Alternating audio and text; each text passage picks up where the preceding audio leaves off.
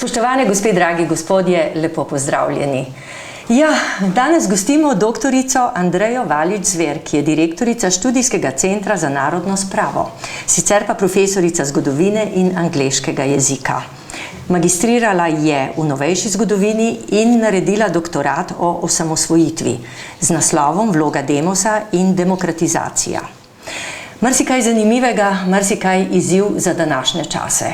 In seveda tudi gospa sama je za nas zanimiva. Namreč, glede na to, da njen soprog, dr. Milan Zver, kandidira za predsednika države, je mene osebno in predvidevam, da tudi vas zanimalo, kdo je pravzaprav gospa, ki stoji ob boku našemu morda izvoljenemu bodočemu predsedniku in kdo bi bila naša prva dama.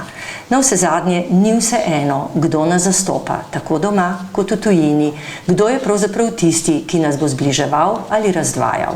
No, uvod je dovolj dolg in seveda pozdravljeni, gospa Valič-Zverova.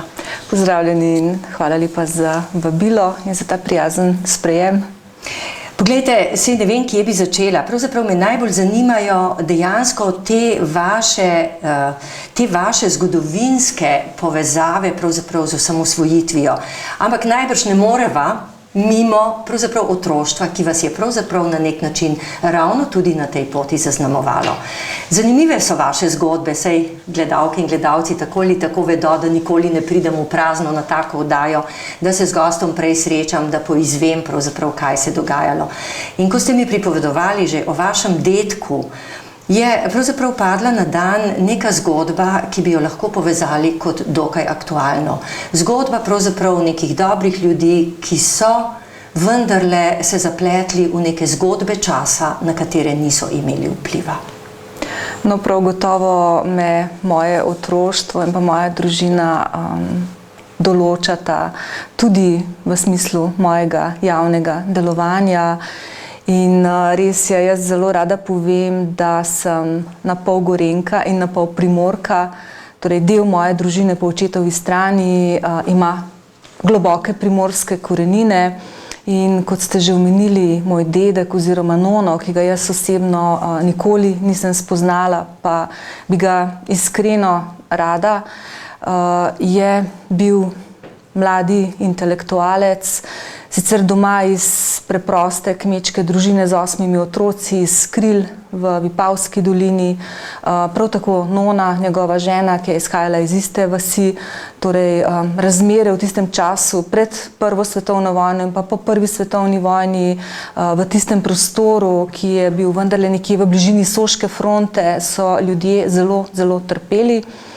In moj dedek, podobno kot njegov brat, ki je študiral za duhovnika in tudi zelo mlad umrl, je bil zelo vedoželjen in praktično je cela vas prispevala, da je on lahko šel študirati medicino najprej v Prago in potem v Graz oziroma Gradec.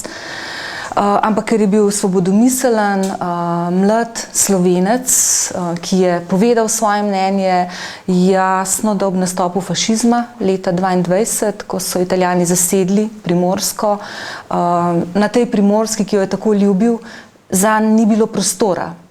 Moral je bežati in je pobegnil v takratno Jugoslavijo in potem za njim pobegnila njegova žena Ivanka s prvorojencem in njegova prva služba je bila v Sodražici, potem pa so ga premestili za krajevnega zdravnika v Preddvor pod Storžičem, pod gore, ki jih je tako izjemno ljubil in po njem tudi njegovi 4 sinovi in tudi vsi njegovi vnuki in bom lahko rekla, da tudi vsi potomci teh vnukov, skratka ta ljubezen do narave, ljubezen do gora je dejansko nekako vraščena v nas. Ampak kot ste rekli, ta moj nono in pa vsa njegova družina je dejansko doživela nasilje fašizma in potem, ko so Preddvor in Gorenjsko zasedli Nemci, doživela tudi nasilje nacizma, kajti najstarejši sin je bil ravno v tistih letih, da je bil vpoklican, prisilno mobiliziran v nemško vojsko in so ga poslali služiti to vojsko v Francijo. Na srečo se je vrnil živ, ampak družina je bila seveda zaradi tega zelo prizadeta. V hišo so naselili nemško učiteljico in pa nemško žandarmerijo, kar je bilo seveda izjemno hudo, pod neskončnimi pritiski. Tam je nono zdravnik, ki je zdravil vse tja do Jezerskega, Kokre, Trstenika, Bašlja, vseh teh vasi pod Storžičem, kjer so ženske rojevale po noči, kjer se je umiralo sredi zime, se je odpravil recimo vedno s kolesom, takrat ni bilo drugih prevozov, ali z vozom recimo. Je po vojni, nekako bom rekla, bil žrtev maščevanja. Ko se je moj pokojni oče ukvarjal s tem, zakaj bi mojega dedka ubili, likvidirali, je prišel nekako do spoznanja, da je verjetno zato, ker je zdravil vse ljudi, ki so bili potrebni njegove pomoči. Ni gledal na to, a je človek pripaden eni ali drugi ali tretji strani, ampak je zdravil bolnega človeka. In v maju 1948 so ga poklicali k domnevnemu bolniku sredi noči. On se je odpravil s kolesom seveda in svojo zdravniško torbo. Našli so ga zjutraj mrtvega in uradna različica zgodbe je govorila o nesreči pri delu. No, ampak vaščani okoliških vasi so vedeli povedati, da se je slišalo krike po noči in tudi še strašnejše zgodbe, zakaj se je to zgodilo, in te zgodbe pravzaprav še do danes niso potihnile. Ampak ker je bila uradna različica zgodbe nesreča pri delu, seveda je obveljala ta različica in to je, bom rekla, bila in je še vedno na nek način naša družinska travma, ker o tem se ni govorilo. Tako kot v mnogih slovenskih družinah se pač o nasilju ni govorilo zato, da bi zaščitili otroke, zato, da bi družinsko eksistenco ohranili. Nona je ostala sama s 4 sinovi in treba je bilo pač molčati. In eden od teh sinov je seveda vaš oče. Eden od teh sinov, ki je bil ob smrti svojega očeta star komaj 17 let, je moj oče in ta moj oče je v veliki meri vtisnil pečat moje osebnosti, ker je bil arheolog, prvi arheolog Gorenjskega muzeja v Kranju in to ljubezen do preteklosti, do starin, do izkopavanja drobcev, kaj se nam je v preteklosti dogajalo, je pravzaprav od malih nog vcepljal tako meni kot obema mojima bratoma, ki smo hodili z njim na izkopavanja, bodisi v Kranju, bodisi po hribih, Sveti Lovrenc, Sveti Jakob, Ajdna nad potoki, nad Žirovnico, Bled recimo. Vse to so bili kraji, ki so bili nam zelo blizu in smo razmišljali o tem, kakšni so bili ljudje, ki so živeli tam gor, s čim so se ukvarjali, kako so se ženske krasile, kako so moški recimo lovili živali in podobne stvari. O tem je naš oče znal zelo doživeto pripovedovati. Skratka, ni bil odsotni oče, ampak še kako prisoten. Daleč od tega, da bi bil odsoten. Odsoten je bil recimo poleti, ko so bila kakšna večtedenska izkopavanja. Zlasti Ajdna, ki je visoko, več kot 1000 metrov visoko nad Žirovnico, tako staroselsko zatočišče pred ljudstvi, ki so hrumela čez našo zemljo tam v 5. 6. stoletju. Je tako visoko, da je bilo treba tam živeti, pravzaprav živeti s tisto Ajdno in je oče recimo šel v ponedeljek zjutraj, pa se je vrnil v petek zvečer. In takrat smo ga pogrešali. Drugače pa je on vsako popoldne nas vodil v gost ali na sprehod ali pa za konec tedna, ko še ni bilo avtomobila, smo hodili peš ali z avtobusom, ko je bil potem avto pri hiši, nas je pa vozil po Sloveniji. Predvsem bila Slovenija tista, ki smo jo mi spoznavali. Imate radi hribe slovenske? Zelo. Še vedno hodite? Če se le da. Sicer v zadnjem času pogrešam pravzaprav ta stik s hribi v smislu gibanja. V prejšnjih letih sem pa, če se je le dalo, osvojila kakšen vrh in upam, da tudi v bodoče bo temu tako. Kaj je problem? Pomanjkanje časa. Po drugi strani spet poglejte, biti žena doktorja Zvera, ki ga vidite ravno tako, samo za konec tedna. Najbrž res primanjkuje časa za vse tisto, kar bi si človek želel. Ja, gledajte, primanjkuje časa za določene stvari, ki sem jih rada počela, po drugi strani pa glede na to, da imava skupaj 5 vnukcev, je pa čas za kaj drugega. Je čas za igro z otroci, je čas za to, da obiščeva te naše mlade družine, 3 hčerke, 3 mlade družine.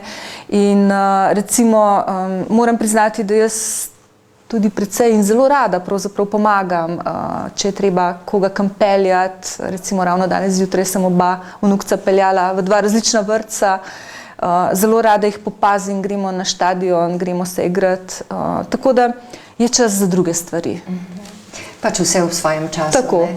Poglejte, kaj pa recimo tole življenje, na nek način ločeno življenje, tako zelo malo ste s soprogom skupaj, 1 leto poročena, dobro poznata se seveda že nekaj let več, ampak glede na to, da je on ves ta čas že evropski poslanec, kako pravzaprav usklajujeta ta skupni čas?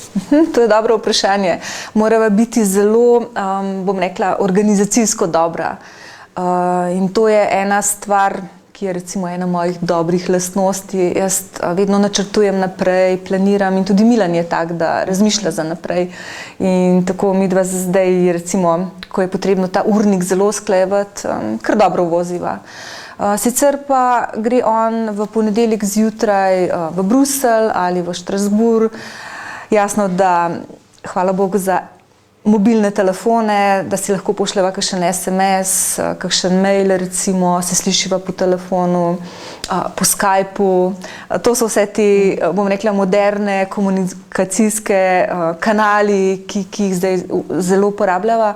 Potem pa v četrtek zvečer se vrne in če se le da, potem recimo konec tedna bodi si pri nas na Gorenjskem, bodi si na Štajerskem, včasih nam uspe uiti tudi v hribe in tako gre nekako.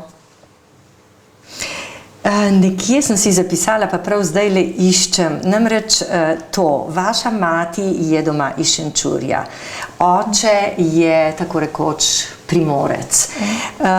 Od vašega moža mama, če se ne motim, je Štajerka iz Haloz, oče pa Prekmurec. Tako. Poglejte, pravzaprav ta povezovalna vloga, cela Slovenija v eni sami družini. Res je in jaz sem tega prav vesela, ker spoznavam po eni strani to, bom rekla, štajersko, mehko dušo, to zasanjano, prekmursko, ravninsko komponento, pa potem to bolj, bi rekla, bolj eksaktno, gorenjsko, malo tršo, ampak zelo, zelo pošteno in primorsko, ki je spet malo mehkejša, tako malo nagnjena proti morju, proti Beneški ravnini in zgovorna, taka topla in mi je všeč ta mešanica, zelo všeč. In ko potuješ iz Slovenije, od Prekmurja do Pirana, kot poje Vlado Kreslin, srečaš te ljudi, ki so tako različni, ampak obenem tako Slovenci po duši. Vse bolj, upajmo vsaj, ne? Ja, upajmo, ja.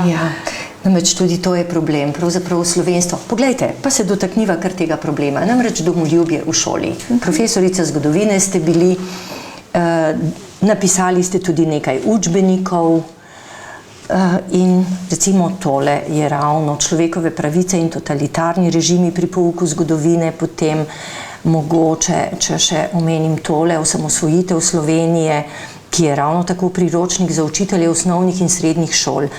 Glejte, vedno znova, jaz sicer osebno ne poznam teh razmer, nimam več šolo obveznih otrok, ampak vedno znova nekje po medijih zaslediš, da je pravzaprav premalo poudarka na tej zgodovini, da zgodovina predvsem ni pravična oziroma ni objektivna, da se še vedno preveč poudarjajo določene vrednote, vendarle, če tako rečem, midve se o tem lahko pogovarjava iz totalitarnega sistema. In da na nek način Slovenci, ampak to je že nova tema, bi morali marsikaj postoriti drugače, da bi pravzaprav ta slovenska duša vse povsod lahko svobodno zasijala. Da ne bi bilo več teh grozljivih družinskih travm, ko se je moralo molčati, ko se je moralo zamolčati marsikaj, ko so ljudje recimo do svojih sosedov bili morda krivični, nepravični za to, da so zaščitili svojo družino. Skratka, marsikaj je v teh travmah. In recimo, kako mislite, da je vendarle mogoče to spremeniti v tem času? No, načeli ste izredno pomembno temo, pomembno za nas Slovence kot narod, ki ima vendarle že dobrih 20 let svojo državo. In to je tista bistvena razlika, bom rekla, ki nas loči od prej. Torej, mi imamo svojo državo in na to državo moramo biti ponosni. In moramo biti ponosni tudi na svojo preteklost, kakršnakoli je ta že bila, dobra in slaba. In ta preteklost mora biti predstavljena tudi otrokom v šoli celostno, taka kot je bila. S temi problemi, o katerih ste govorili v svojem vprašanju, se jaz ukvarjam že kar dolgo vrsto let. Res je, bila sem učiteljica zgodovine, vse do lanskega leta sem še poučevala, vsaj 2 uri sem rekla, da bom jaz v razredu, ker me je to izredno veselilo. Čeprav na začetku, ko sem študirala, nekako moja pot ni bila obrnjena v to smer, vedno sem si mislila, da bom jaz delala v muzeju, v neki raziskovalni inštituciji, potem pa pač življenje prinese svoje in jaz sem se v razredu našla in sem se zelo dobro počutila in nekako me je vedno veselilo, če so bili dijaki vedoželjni, če so me spraševali, če sem morala jaz kdaj kaj še dodatno pogledati in jim odgovoriti. In zelo kmalu sem si začela postavljati točno ta vprašanja, ki ste jih vi postavili in tako sem recimo že v sredi 90-ih let prišla v stik z evropskimi učitelji zgodovine, ki so prišli v Slovenijo na prvi tak seminar učiteljev zgodovine in se mi je nekako začel odpirati svet. Videla sem, kako to delajo v Evropi. In potem smo še s skupinico somišljenic ustanovile Društvo učiteljev zgodovine Slovenije leta 1999 in v okviru tega društva smo mi, tukaj moram biti pa kar ponosna na naše delo, delali kar velike korake naprej. In ravno v okviru tega našega društva so nastale te knjige, ki jih vi omenjate, pa potem še v okviru drugih projektov. In jaz trdno stojim na enem stališču, v katerega verjamem. Za pouk zgodovine v razredu je najbolj odgovoren učitelj. Torej, učitelj je tisti, ki je središče tega pouka. Ne knjige, ne učni načrt, ne internet, ne drugi faktorji, ampak učitelj je tisti, ki kroji ta pouk v razredu in zato mora biti čim bolj avtonomen. Ampak tega istega učitelja moramo pa mi opremiti za delo v razredu. To se pravi, dati mu moramo dober učni načrt, dobre učbenike, dobre internetne strani, dobre DVD-je, filme in tako dalje in tako dalje. Učitelj mora imeti orodje.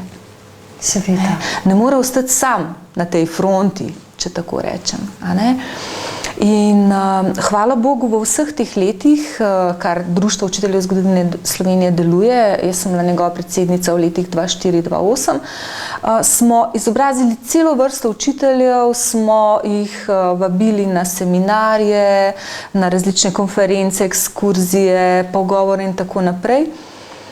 Bi si pa seveda želeli še mnogo več podpore in pomoči, ker še enkrat poudarjam, učitelj na tej fronti ne sme biti sam, ne sme biti prepuščen sam sebi. Ali recimo lahko rečeva, da ravno vaš študijski center za narodno spravo pravzaprav tudi pomaga k temu, da bo zgodovina postala bolj objektivna. Namreč vedno pravimo, to ni zraslo na mojem zelniku, seveda da ne, da zgodovino pišejo zmagovalci. Pa vendar, ta naša polpretekla zgodovina je tako blizu, da je še zelo veliko ljudi, ki pa niso bili zmagovalci, ki vendarle poznajo drugo plat medalje. No, tukaj se absolutno strinjam z vami, da je potrebno prikazati to drugo plat medalje, kot pravite. Ali pa morda, če vzamem naslov znane razstave, ki je bila v Muzeju novejše zgodovine Slovenije, Temno plat meseca. In ne more biti zgodovina samo ena plat medalje, ena zgodba, ampak mora biti zgodovina prikazana celostno. Torej, zgodbe, ki so se zgodile vam, meni, ljudem, in teh zgodb je nešteto. In s temi zgodbami se ukvarjamo na študijskem centru, ko zbiramo pričevanja. Ljudje pridejo k nam ali pa gremo mi k njim, veliko jih je že starih, ampak ti ljudje si želijo morda pred smrtjo povedati svojo zgodbo.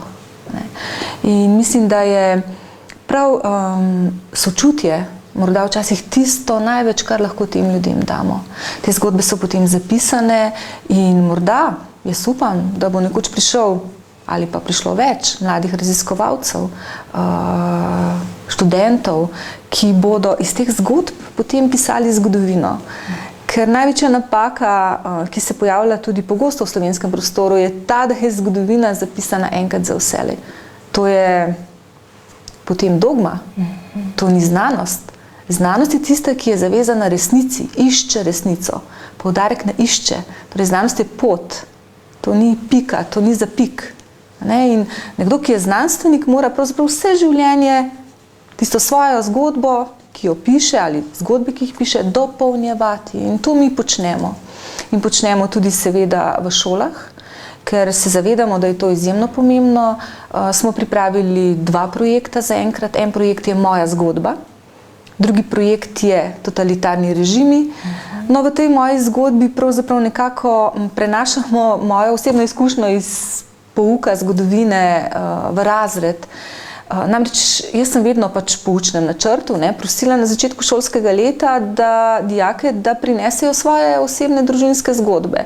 Nekaj jih je bilo iz časa osamosvojitve, nekaj recimo iz časa mladinskih delovnih brigad, ampak večina zgodb je bila pa prav iz časa druge svetovne vojne. In to so bile sjajne zgodbe dedkov in babic in tet in stricev. In potem so dijaki te zgodbe predstavili, prinesli fotografije, še kakšen drug material recimo. In to je bila ena tako lepa izkušnja, da mi zdaj to izkušnjo prenašamo tudi naprej, seveda preko študijskega centra, pa preko mojih kolegic, ki to zgodbo tudi v razredu izvedejo. In nenazadnje pridobivamo tudi objektivne podatke, kar je zelo pomembno. Zelo pomembno. No, vsezadnje tole bova verjetno še kaj nadaljevali. Zdaj me pa zanima, gospa Valič Zverova, kdo ste? Ja, zanimivo vprašanje. Žena, mati, babica, sestra, hčerka, teta in vse to sem zelo rada. To je ena plat moje osebnosti, ki je pravzaprav, bom rekla, zelo taka prijetna izkušnja, ko recimo se mi v družinskem krogu dobimo, bodisi za rojstne dneve, proslavimo uspeh kakšnega od nas, ali pa kar tako recimo v nedeljo popoldne se zberemo pri mami, lahko je to moja mama, lahko je to Milanova mama, skratka, te stiki družinski so za mene izjemno pomembni. Potem sem pa seveda tudi zgodovinarka po duši, o tem sva že govorili. To me vedno znova nekako privlači, te zgodbe iz preteklosti. Rekli ste, da sem anglistka. No, to je tudi plat, ki je pravzaprav zanimiva. Jaz sem recimo že tam kot predšolska deklica hodila na angleščino. To je bilo takrat za ta prostor tako nekako nenavadno, ampak meni je bilo všeč. Jaz sem rada hodila na angleščino in ta angleščina je konec koncev postala tudi moj poklic, ker sem kar skoraj 15 let učila angleščino v srednji šoli in mi je bilo zelo prijetno to učiti in potem tudi spoznavati recimo Veliko Britanijo in ta, bom rekla, svet, ki je bil tako drugačen od našega. Zlasti rada berem angleško literaturo, to mi je še vedno pri srcu. Tudi sicer rada berem. Torej sem tudi bralka. Med tednom verjetno vam uspe še kaj prebrati, kaj?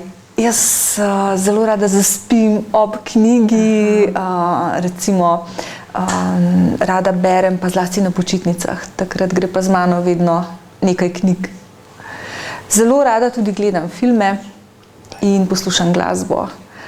Torej, kultura mi je hrana za dušo, bom rekla. Potem sem pa tudi športnica po duši.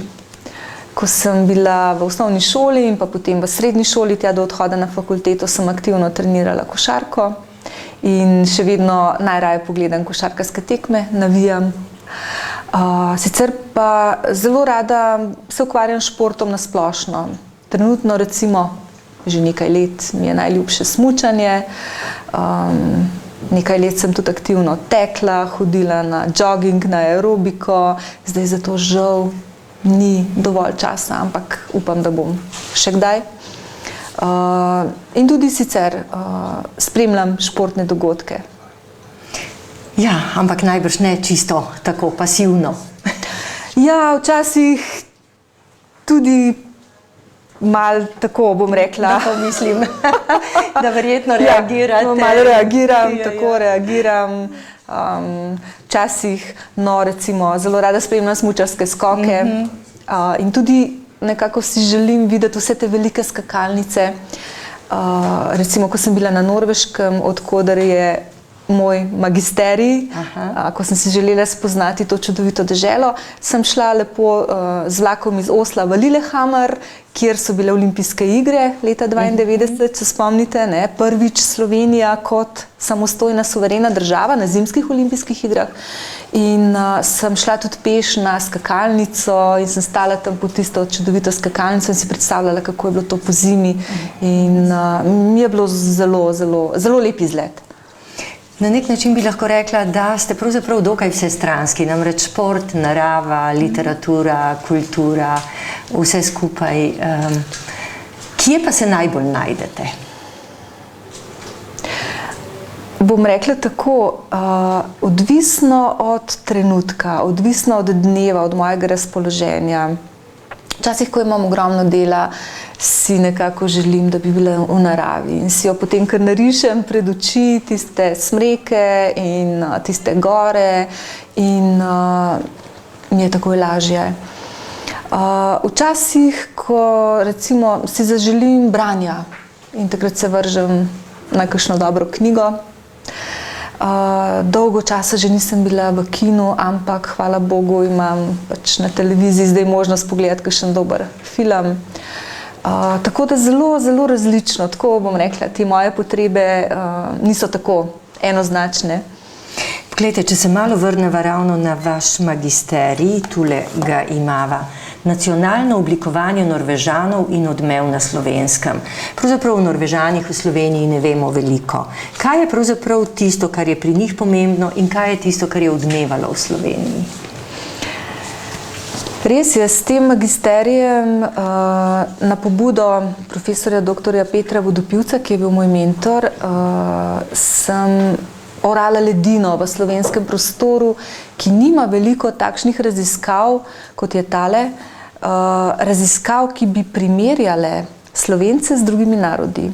Kolikor vem, obstaja še primerjava s Čehi, več pa žal ne poznam, dopuščam možnost, da je v tem času bila narejena še kakšna magistrska ali doktorska naloga. Jaz sem pa primerjala nacionalno oblikovanje Slovencev in Norvežanov v drugi polovici 19. in v začetku 20. stoletja. Se pravi, kar malo nazaj. Ja, ampak moram reči, da sem izredno uživala, ko sem raziskovala te stvari. Kako pa ste raziskovali njihove dokumente? Pravzaprav je šlo bolj za raziskovanje na podlagi literature, kajti jaz sem se usmerila v primerjalno torej raziskovanje, kako so Norvežani vplivali na naš prostor, ne toliko, koliko smo mi vplivali na norveški prostor. Kar verjetno res nismo, ne? Ja, pod okriljem Avstro-Ogrske takrat. Že, ampak sem ugotovila recimo, da je kar nekaj naših plemičev v času protireformacije zapustilo slovenski prostor in ko so šli proti severu, so prišli tudi do Švedske in Norveške. No, zanimivo. In recimo eden od njih, celo grof, Karl Znojilšek, je bil izjemno pomemben pesnik na Švedskem, tako pomemben, da so ga pokopali z državnimi častmi in si je dopisoval z našim Antonom Aškrcem, ki je bil takrat arhivar v Ljubljani. In recimo Dom in svet, ki je bil takrat izjemno pomembna revija v slovenskem prostoru, priobčuje pesmi Karla Znojilška, pri tem seveda Aškrc pomaga in takrat, bom rekla, predvsem seveda slovenska elita je bila na to kar ponosna. Zanimivo. Ja. Poglejte, omenjate pravzaprav to oblikovanje nacionalno, ne? To se pravi ta želja po neki nacionalni skupnosti, po lastni državi. Pravzaprav tu gledava praktično za več kot 100 let nazaj in vendar se je to ohranjalo tako rekoč pri vsaki državi, dokler pravzaprav tega ni dosegla. In ko smo Slovenci dosegli to svojo samostojnost, kot da ne vem, da ne bom pregroba, kot da tega ne cenimo dovolj, ali razmišljam prav, ali to morda mediji prinašajo. Namreč vemo, tudi trend medijev, tu ne bova odkrivali ničesar novega, pa vendarle, ali imate občutek, glede na to, vaše delo, ki ga upravljate na tem študijskem centru, da vendarle ni tako zelo slabo, da Slovenci znamo ceniti svojo državo in da so mogoče drugi vzroki, da temu posvečamo premalo pozornosti. Kaj vi mislite? Kje je pravzaprav tisto, da ne vriskamo od veselja, da imamo to Slovenijo? Ja, no, morda smo Slovenci nasplošno malo bolj zadržani, ne vriskamo takoj. In tudi, če opazite, ko se igra naša himna, ljudje zelo redko pojejo, pa bi lahko. Jaz mislim, da bi bila to ena zelo lepa gesta, recimo naše politične elite, da se pri petju oziroma igranju naše himne poje, ker vidimo, Američani vsi to počnejo. Pomeni, da kot prva dama, če boste peli? Ja, z veseljem. Z veseljem. Jaz tudi sicer rada pojem in bom. Sicer pa, če se vrneva, mogoče ravno na ta moj magisterij, ki se ukvarja s tem nacionalnim oblikovanjem. Namreč Slovence skozi zgodovino nas določa ravno smisel nacionalnega oblikovanja kultura in jezik. Tako pač je. In menim, da kljub temu, da se morda zdi, kot ste rekli, da v medijih, seveda mediji kažejo drugačno sliko, da vendarle v povprečnem Slovencu je še vedno ta ljubezen do petja, do branja, do slovenske besede, če hočete, tudi do narodno-zabavne glasbe. Saj vidimo na koncertih teh mladih narodno-zabavnih ansambljev, ogromno mladih. Jaz sem vedno znova presenečena. In to so ti arhetipi, ki so v nas. In jaz verjamem v teorijo etnosimbolizma. Jaz sem ogromno preštudirala na temo narodov, nacij, nacionalnega oblikovanja. In ta teorija pravi, da so miti, simboli, jezik tisto, na kar ne smemo pozabiti, ko govorimo o narodu. Torej, to je tisto, kar imamo v sebi, kar prinesemo s sabo, če hočete, na svet, kar nam je mati položila v zibelko. To imamo v sebi. In če se še tako tega oklepamo, če smo še taki kozmopoliti, je to v nas. In zdi se mi, da je bolje, da si to priznamo. Ja. Kaj pa recimo sprava? Namreč to je ena izmed tistih ran, ki jih pravzaprav Slovenci nekako ne moremo zaceliti, ne moremo preseči pravzaprav. Vedno se sicer govori o spravi, ko pa bi bilo potrebno, ne vem, prevzeti odgovornost, v redu, to smo delali prav, to nismo delali prav, pa katerakoli stran. Neke te sprave ni, ampak vendarle, ali lahko rečemo, da smo Slovenci tudi v svojem zasebnem življenju, ne vem, nespravljivi, ne bi rekla. Kako je mogoče, da vendarle na tej družbeni ravni, ko je po eni strani tako malo potrebnega, po drugi strani pa tako zelo veliko, da vendarle ne dosežemo nekega konsenza, pa tu spet malo namigujem, če boste prva dama. No, morda, če začneva s to osebno ravnjo, ki se meni zdi izjemno pomembna, ali pa mogoče najbolj pomembna, torej to, da se da stvari na mizo, da se pove, da se govori, da se pogovarja, da je dialog, da se posluša, se mi zdi, da je to prvi korak s spravi. In potem, ko pa če enkrat veš, lahko tudi odpustiš, ampak tukaj se mi zdi, da vendarle mora biti tudi neka prošnja za odpuščanje z druge strani, da seveda je to interakcija, da to ni stvar enega, da je to stvar najmanj dveh. In potem greš lahko naprej. In če govorimo o tem, pač greš naprej z nekim mirom v duši. To se mi zdi izjemno pomembno, ta osebna raven. Jasno pa je, da osebna raven ni edina. Jaz vedno govorim, da je potrebno govoriti o spravi na področju politike, prava, na področju zgodovinopisja, izobraževanja in tako naprej, politične kulture, ki jo imamo. In ta včasih res ni na ravno visokem nivoju. Čeprav je pa bila, to pa je treba reči, zlasti pred drugo svetovno vojno. Kakorkoli že beremo o nekih prepirih med včasih pod temi nalepkami klerikalci, liberalci in tako naprej, ne. Ampak vendarle, ne, ta politična kultura je bila na visokem nivoju, to je že treba reči, ne.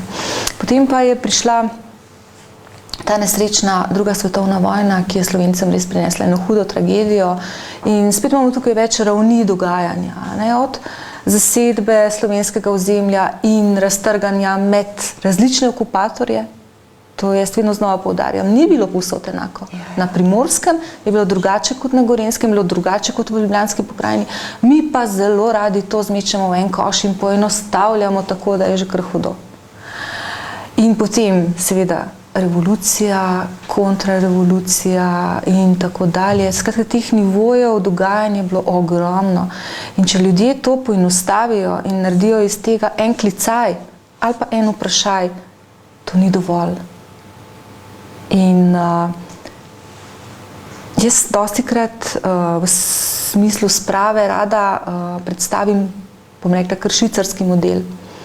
Švicari so razvili za potrebe balkanske sprave, torej sprave v Bosni, sprave na Kosovu, sprave še kje drugje, kjer vemo, da so ne tako dolgo nazaj divjale krvave vojne. V bistvu spet iz nekega maščevanja iz preteklosti, vedno znova, ko se stran obrne. Vedno znova. In oni pravijo, da je treba najprej vedeti. Torej tukaj gre za učbenike, za to, da se o tem govori, za medije in tako dalje. Najprej to. Potem pravica do zakonitosti. Ljudje, ki so trpeli, ki so jim bile narejene krivice, se jim mora na tak ali drugačen način oddolžiti. In vse to je pravzaprav, ves ta konglomerat različnih aktivnosti je potem lahko sprava, ki je pravzaprav predpogoj za pravno državo, tako pravijo Švicari. In jaz mislim, da tukaj bi se Slovenci lahko od njih tudi še kaj naučili. Upajmo, da bo dovolj časa, mogoče, da bo tudi vaš študijski center imel več priložnosti, da bo to lahko predstavljal. Ja, naredili ste tudi doktorat in to o osamosvojitvi, vloga demosa in demokratizacija. Demokratizacija, demokracija, pravzaprav dva zelo različna pojma, čeprav se začneta enako. In nekaj absolutne demokracije tako ali tako ni, to vemo. Ampak pot demokratizacije je lahko taka ali drugačna. Ampak zakaj ste morali menjati fakulteto, da ste lahko naredili pravzaprav ta doktorat? Ja, danes se seveda lahko nasmiham ob tem vprašanju, ampak še 2 leti nazaj sem bila pa kar zelo žalostna. Namreč ta zgodba z mojim doktoratom se je začela tako zelo obetavno. Jaz sem pač čutila, da bi rada še kaj napisala. Takrat sem še učila v šoli in si lahko predstavljate, da poleg pouka, ki te res nekako po eni strani napolni, po drugi strani te pa vendarle izčrpa. Tako govorijo vsi učitelji in tudi jaz se z njimi strinjam. Torej, to ni bilo enostavno, ne? In jaz sem se odločila za profesorja najprej, za fakulteto. Profesor mi je obljubil oziroma ponudil 2 naslova. Jaz sem se odločila za enega od njih, v dobri veri, da bo to zelo zanimiva tema, ker še ni bila obdelana. In res je, ravno to obdobje slovenske demokratizacije in osamosvojitve je zelo slabo znanstveno obdelano. Išlo je nekaj zbornikov, išle so knjige spominov, tudi nekaj knjig dr. Svite Pesek. Ni pa, bom rekla, nekih bolj takih podrobnih uvidov v posamezne segmente tega dogajanja. In dela sem se lotila z velikim žarom, z velikim veseljem, hodila v arhive in tako dalje, pisala in zdelo se je, da je ta zgodba pač neka lepa zgodba, ampak potem se je pa izkazalo, da vendarle temu ni tako. Bom rekla, da na mojo pot se je izvalil en tak plaz, ki mu, kljub temu, da mi je profesor, ki je bil mentor mojega doktorata, stal zelo ob strani, se teh skal ni dalo premakniti in jaz sem pač zelo pogorensko, trmasto, se odločila, da speljem zadevo do konca, se vpisala na drugo univerzo, še enkrat plačala, seveda iz svojega žepa, tako kot prvič, in doktorirala. In sem na to zgodbo ponosna. Kaj je pa pravzaprav tisto bistvo, kar bi lahko rekli?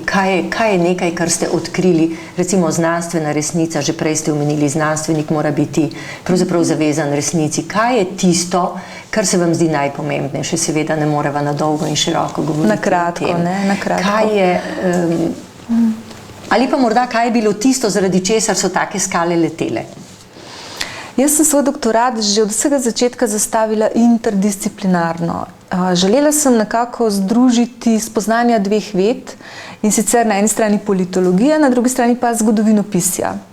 In se mi je zdelo to imenitno, kajti v svetu vedno bolj prevladuje, bom rekla, ta znanstvena pot, da je potrebno interdisciplinarno ali metadisciplinarno, torej ne samo en svoj vrtiček obdelovati, ampak pogledati tudi čez plot v drugi vrtiček, pa morda od tam vzeti kakšne nove rožice. In se je izkazalo seveda, da sem s tem ogrozila marsikoga v njegovem razmišljanju in jaz spoznavam, da pač zgodbe ne morejo biti enoplastne, zgodbe ne morejo biti enostranske, ampak sem poskušala čim več virov, čim več spoznanj vključiti v svoj doktorat. In pač teza mojega doktorata je bila, da je bil Demos glavni akter naše demokratizacije in osamosvojitve, zlasti tega zadnjega procesa, da to niso bile pač nekdanje družbeno-politične organizacije na čelu z Zvezo komunistov in to spoznanje je bilo pač za marsikoga moteče. Ja, no vse zadnje se vidimo pravzaprav, kako se skuša izničiti. Ampak nekaj drugega me zanima. Tisto drugo obvezno vprašanje. Doktorica Andreja Valič Zver, 5 vaših dobrih lastnosti. Imate pogum? Verjetno ste zdaj že z najnega pogovora spoznali kakšno mojo dobro lastnost. Jaz že, ampak zanima me, kaj je pravzaprav v vašem centru pozornosti. V mojem centru pozornosti prav gotovo poštenost, takšna ali drugačna, tako v znanosti kot tudi sicer. Pravičnost, tam je zelo pomembna in me zelo boli krivica, ki se zgodi komorkoli, ni važno, ali je to človek, ki ga ne poznam, ali je to kdo iz moje družine, ali je to recimo moj mož, ali jaz osebno. Vem, da marsikdaj pač, ker sva javni osebi, se tako ali drugače nad naju zgrinjajo temni oblaki. Bog ne daj, da človek bere kakšne komentarje na internetu recimo, ampak to se mi pa zdi včasih res preveč. In si rečem, Marička, Andreja, si zaslužila tole. Ampak dobro, potem si rečem, gremo dalje z nasmeškom. Potem recimo vedoželjnost. To je prav gotovo ena lastnost, ki mi je bila položena v zibelko. Pa ne, da sem radovedna, mene ne zanima toliko, kako živijo drugi ljudje, v smislu zdaj pa kaj bom jaz izvedela, ne. Ampak ne vem, ko pogledam okrog sebe, je toliko zanimivega okrog mene, da me enostavno zanima recimo, kdo je tole sliko narisal, pa bi rada izvedela, kaj je o njem, ali pa te rožice recimo se mi zdijo zanimive. Vse je zanimivo, ta svet je zanimiv, življenje je zanimivo. In potem recimo ena moja dobra lastnost je gotovo tudi smisel za humor. To pa deliva z možem, ja, z možem se zelo rada smejeva. In velikokrat prebirava recimo tako zvečer kakšno humoresko Efrena Kišona prebereva ali pa kakšno šalo si poveva, ki sva jo čez dan slišala, ali pa zelo rada pogledava recimo Alo, alo, to serijo francosko oziroma angliško, pa recimo še kakšno You rang my lord, a ne, kaj želite my lord, in se potem smejeva in se na ta način sprostiva in če Bog da bova napisala enkrat v prihodnosti neko knjigo o političnem humorju. To si želiva, ja. To pa pravzaprav bi bilo zelo dobro. Marsikatero stvar bomo mogoče lažje spregledali celo. Ali pa lažje sprejeli, če pač ni mišljena tako smrtno resno, in tudi spoznali zdaj doživljamo. Točno tako. In spoznali bomo, da politika ni tako hudirjevo resna zadeva vedno, ampak je tudi smešna in tudi kakšna šala pade, ne samo na račun drugega, ampak tudi na svoj račun, kar mislim, da je zdravilno. Poglejte, še nekaj bi vas vprašala. Mislim, takole zelo osebno. Na vse zadnje, ko gledamo, recimo, danes je veliko ločitev, to vsi vemo, pa potem zelo velikokrat vidimo zlasti ugledni moški, kako si potem izberejo več kot polovico mlajše partnerke. Pa se jaz včasih sprašujem, če je recimo to zelo pameten gospod, kako se pravzaprav z neko mlado deklico, se je lepa, blondinka, dolge noge, karkoli že rečemo, kako pravzaprav preživlja z njo večere, ko se je treba pa kaj pogovarjati, kako mu lahko stoji ob strani, recimo pri njegovih nalogah. In tu zastavljam takole konkretno vprašanje, glede na to, da sta vidva podobnih let, to se pravi vendarle na nek način, vsaj po moje, neka dobra izbira. Kaj pomeni, da za dobrim moškim stoji dobra žena? Pa rekla bom tudi obratno. Moje izkušnje so takšne, da sem spoznala kar nekaj žensk, ki so, bom rekla, predvsem mlajše od svojih mož, ampak so vendarle zelo trdni stebri v njihovem življenju. Tako da morda jaz ne bi recimo gledala po zunanjem izgledu. Ženske, ki so mlajše, so lahko tudi zelo močne ženske. In jaz mislim, da je predvsem to kriterij, ne? Ženska mora biti močna. Da lahko stoji ob močnem moškem? Točno tako, točno tako. To ni dobro, da je recimo mož kot nek hrast, žena pa ob njem kot neka travna bilka, ki jo pripogne vsak vetrček, kaj šele vihar. Torej, dejansko morata biti dva hrasta, dve močni drevesi. In tukaj jaz vidim to povezavo med mano in Milanom. Torej, on je močen moški, jaz sem močna ženska in midva se dejansko lahko o vseh stvarih pogovarjava zelo odkrito, si poveva svoje mnenje, ampak ne vplivava v tem smislu drug na drugega, da bi zdaj jaz prevzemala njegovo mišljenje, on pa moje. Ne? Sva samostojni, avtonomni osebnosti, ki mislita svojo glavo. In to se mi zdi pomembno. Tako. Kaj pa recimo tista vaša izkušnja, o kateri v tej oddaji vedno govorimo, namreč izkušnja, zaradi katere ste ali postali bolj modri, ali pa vam je življenje obrnilo v drugo smer? Kaj bi vi izpostavili? Vsi ljudje tako ali drugače doživimo kakšne sunke, ki nas premaknejo, ali pa tudi ne. Torej, meni se zdi izjemno pomembno, da te izkušnje, ki so žalostne, ki so boleče, ob katerih trpimo, pravzaprav obrnemo v dobro. To se mi zdi nauk moje zgodbe, ki je bila zelo boleča pred leti, ko sem dejansko v nekaj mesecih doživela kar hude udarce. Najprej bolezen očeta, ki se je pač v enem mestu iztekla z njegovo smrtjo, kar je bil seveda zame izjemen udarec, ker oče je bil pa res, tako bi rekla, nekako moja duša dvojčica in sva se o veliko stvarih, zlasti strokovnih, pogovarjala. Potem konec mojega prvega zakona, ki je bil v tistem trenutku seveda tudi izredno boleč za mene, ampak danes, hvala Bogu, z mojim prvim možem gojiva zelo dobre odnose.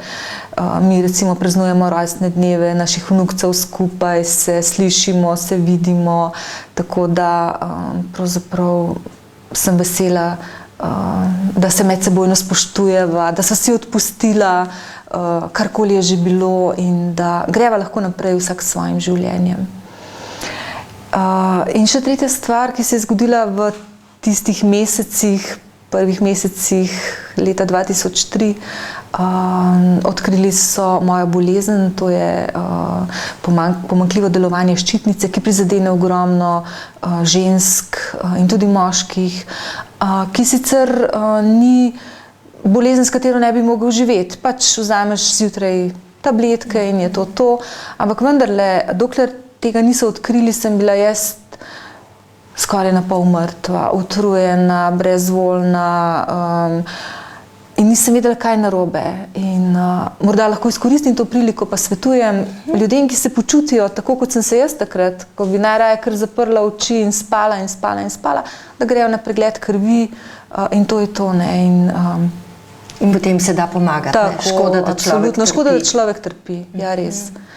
In vse te izkušnje, povezane v en tak šopek, so pravzaprav meni pripomogle k rasti, k osebni rasti. Jaz sem takrat, naredila en ogromen korak naprej.